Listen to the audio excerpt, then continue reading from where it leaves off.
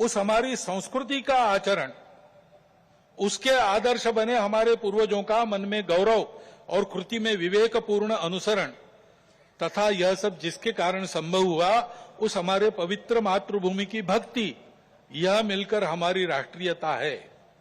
विविधताओं के संपूर्ण स्वीकार और सम्मान के साथ हम सबको एक माल में मिलाने वाली यह भारतीय संस्कृति, यह राष्ट्रीयता है। इसको हम हिंदू राष्ट्रीयता कहते हैं। यही हमारे लिए हिंदू राष्ट्रीयता है। किसी को हिंदू शब्द से आपत्ति है, वो हिंदवी कहे, भारतीय कहे, आर्य कहे, जो कुछ है, ये सारे समानार्थी शब्द है, हम लोग जानते हैं। परंतु इस राष्ट्रीयता का स्पष्ट स्वरूप निर्देशित करने वाला एक ही शब्द हमको मिलता है, वो है हिंदू। वो कोई राज्य पर आधारित कल्पना है। हमारा राष्ट्र राज्य पर आधारित कभी रहा नहीं।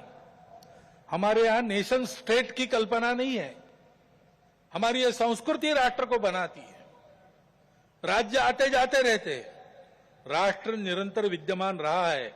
सनातन काल से अब तक ये हमारा प्राचीन हिंदू राष्ट्र है। इस अर्थ में हिंदू राष्ट्र है। सब प्रकार के उतार चढ़ाव हमने देखे, गुलामी भी देखी, स्वतंत्रता भी देखी। हम सदैव विद्यमान है और इसलिए हिंदू समाज का बल संपन्न होना, शील संपन्न होना, संगठित होना इस देश के एकता, एकात्मता, सुरक्षा और विकास की गारंटी है। क्योंकि हिंदू समाज सनातन काल से यहां चलते आया है, वो इस देश का उत्तरदायी समाज है, रिस्पॉन्सिबल सोसाइटी है। और सौभाग्य से इस संस्कृति के और धर्म के कारण ऊपरविद के अनेकविध नाम और रूपों को देखकर, दुनिया की विविधता को देखकर मनुष्यों में बंटवारा और अलगाव खड़ा करने वाली हम और वो, अस एंड देम, इस मानसिकता से ये समाज पूर्णतः मुक्त था, मुक्त है और मुक्त रहेगा।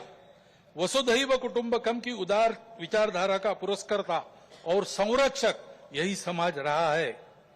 विश्व के विकास में अपना अपेक्षित और उचित योगदान देने वाला देश, इसको बनाना ये इसीलिए हिंदू समाज का कर्तव्य बनता है। उसकी संगठित कार्य शक्ति के द्वारा विश्व को नई राह दे सकने वाले धर्म का संरक्षण करते हुए भारत को वैभव संपन्न बनाने का काम संकल्प लेकर 100 साल से कर रहा है संपूर्ण हिंदू समाज को संगठित करने का कार्य।